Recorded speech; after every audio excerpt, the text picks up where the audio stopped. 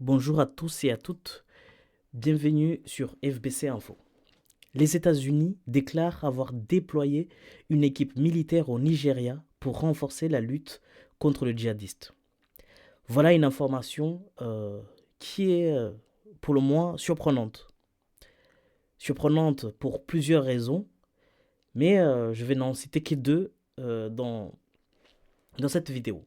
Alors, première chose, donc ici, euh, le Nigeria semble avoir besoin des États-Unis pour lutter contre le djihadiste. Et pourtant, le Nigeria est noté la troisième puissance africaine, la troisième puissance militaire africaine. Voilà, donc cette information est surprenante puisque on se demande comment est-ce qu'une puissance, la troisième puissance militaire, pourquoi elle aurait besoin d'un soutien militaire externe pour venir lutter contre quelques bandes de malfrats qui se mettent à commettre des crimes contre les civils, la population. euh, Pourquoi est-ce que la troisième puissance mondiale, comment est-ce que la troisième puissance africaine aurait besoin d'une aide pour s'occuper de quelques bandits? Voilà, il est troisième juste derrière l'Égypte et l'Algérie. Il est devant l'Afrique du Sud, l'Éthiopie, le Maroc. Voilà. Donc, c'est dans ça que cette information est surprenante. Mais plus encore, plus surprenant, c'est que on a les États-Unis et on a lutté contre le djihadiste dans la même phrase. Cette association ne devrait pas exister. Elle ne devrait pas exister puisque les États-Unis, par définition, ne peuvent pas lutter contre le djihadiste puisqu'ils collaborent avec les djihadistes. Alors, je sais, ce que je dis là, c'est scandaleux. Ça, en tout cas, ça paraît scandaleux. C'est grave ce que je dis. Et pourtant, malheureusement, c'est le cas. Les États-Unis collaborent avec les djihadistes, les terreaux,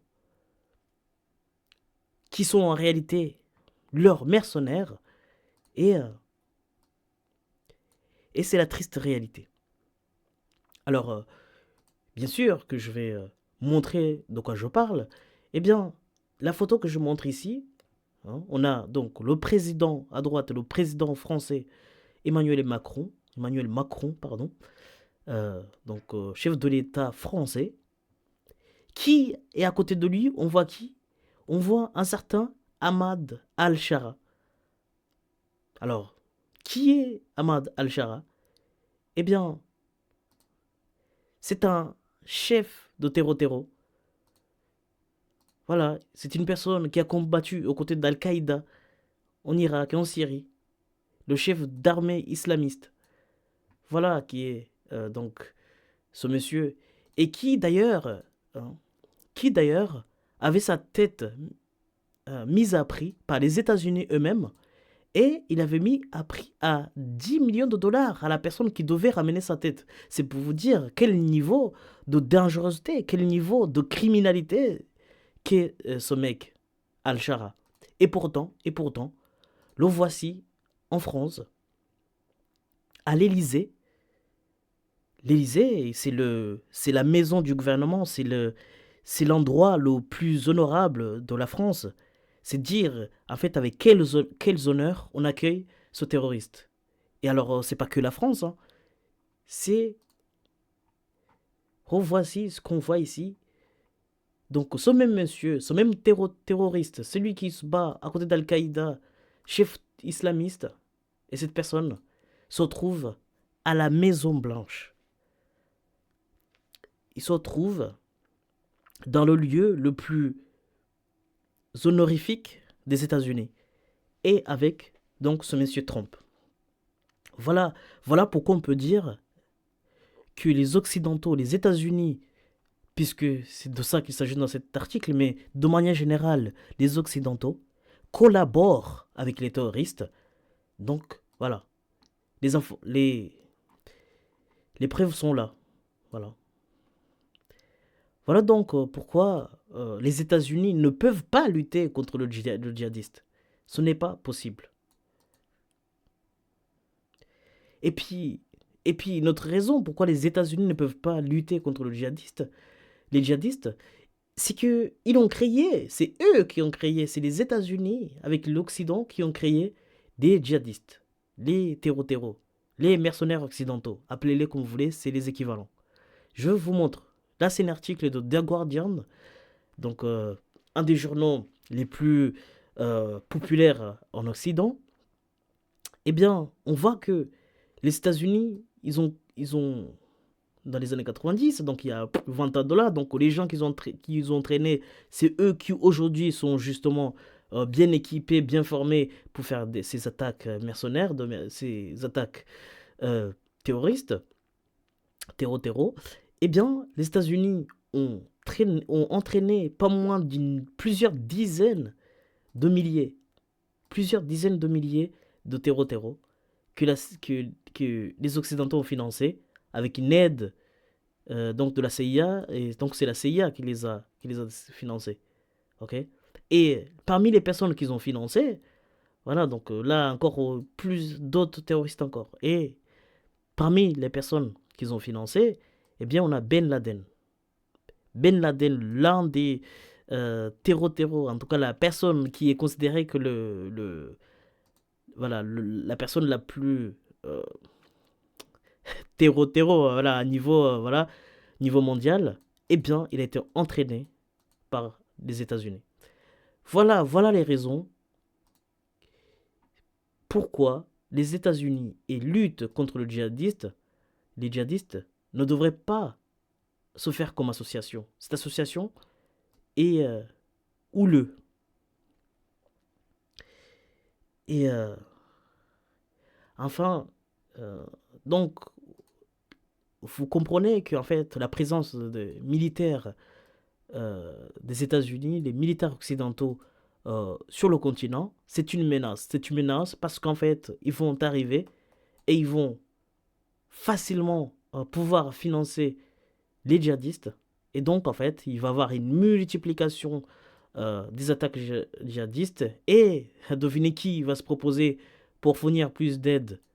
Eh bien, c'est les États-Unis. Et là, en fait, on est dans un cercle vicieux où, en fait, le problème se présente comme la solution. Et, euh, et voilà. Et en fait, le problème, l'un des nombreux problèmes, c'est que, eh bien, cette armée-là, ces militaires-là, vous représentent un problème pour le Nigeria, évidemment, mais aussi pour tous les pays aux alentours du Nigeria. En fait, le Nigeria, là, va être la source de tous les problèmes de tous les pays aux alentours. Il ne faut pas oublier que les Occidentaux, notamment euh, la France, avec la France a juré que, eh bien, après euh, fait sortir, s'être fait sortir de Nigeria, de Niger, de Burkina et du Mali, eh bien, ils ont juré de revenir. Ils ont juré de revenir. Et en plus, donc ces militaires-là arrivent quelques jours après qu'il y ait une attaque sur la base militaire 101 et l'aéroport international Diori Amani de Niamey, donc un aéroport civil, hein. Eh bien, il y a eu une attaque terroriste, une attaque de mercenaires, où l'armée nigérienne a,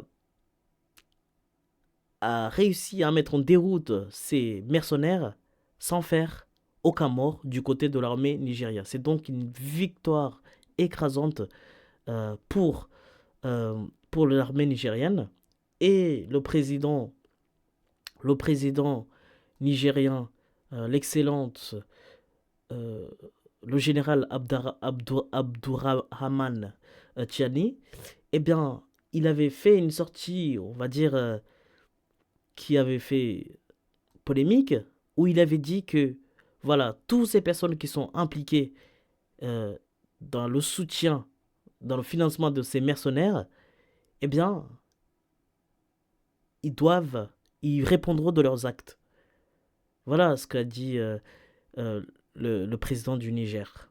Et en fait, il a cité des noms. Il avait cité Alassane Ouattara, il avait cité Patrice Talon, donc le président le président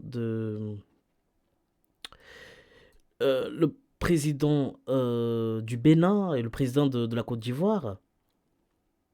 Mais les présidents, les chefs des États d'AES, ils en sont toujours en disant que c'est pas la population, ils n'ont aucun problème avec la population, mais avec leur gouvernement qui soutiennent ces mercenaires-là.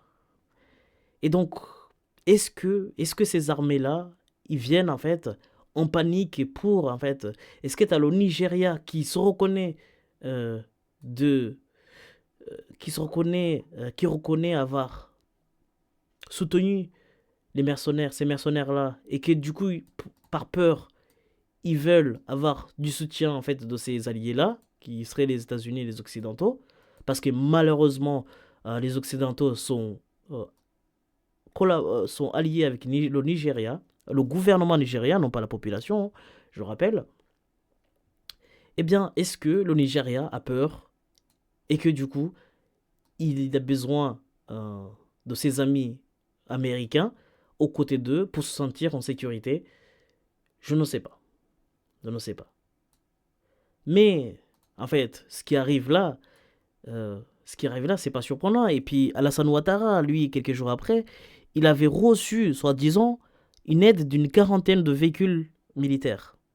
Après que le général Tchani a fait sa sortie médiatique. Et donc, on a l'impression, en tout cas, qu'il y a une certaine panique euh, dans ces pays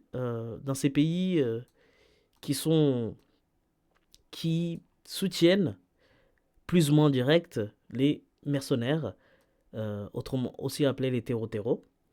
Mais en tout cas, tous ces mouvements militaires, euh, dommages, très, comment dire, qui représentent une menace pour l'AES, c'est pas une surprise pour l'AES, puisque Ibrahim Traoré l'avait dit. Il avait dit qu'il faut il faut se préparer d'un hiver noir en Afrique de l'Ouest. Voilà. Et est-ce que justement, c'est cet hiver noir-là, justement, les militaires qui débarquent dans les pays voisins pour, en fait, potentiellement préparer une attaque contre l'AES? Voilà. C'est des questions qu'on peut se poser. Si, en tout cas, la simple présence de ces militaires-là au Nigeria, c'est très problématique, c'est très dangereux pour les pays à côté. Et la population du Nigeria devrait se lever et dire non, euh, parce que il n'y a aucune raison valable pour que les militaires américains se trouvent au Nigeria. Pas même, il n'y a aucune raison valable, à part pour se rapprocher des pays AES. Pareil, parce que les pays de l'AES ont éjecté tous les pays occidentaux ont été éjectés de ces pays-là. Voilà donc, euh, voilà donc les éléments qu'il faut considérer en fait en lisant cet article-là. Donc, je, en tout cas, je pense que les pays de l'AES sont prêts, ils s'y attendaient et, euh, et on va voir l'évolution et on espère que les populations de ces pays-là, en fait, ils prendront leurs responsabilités et sortiront pardon, dans les rues pour signifier leur point de vue par rapport à tous ces mouvements plus que dangereux pour les pays, pour l'ensemble des pays de l'Afrique de l'Ouest. Voilà, merci d'avoir suivi jusqu'au bout. Partage-moi votre avis dans les commentaires et je me ferai un plaisir de les lire et je vous dis à très bientôt.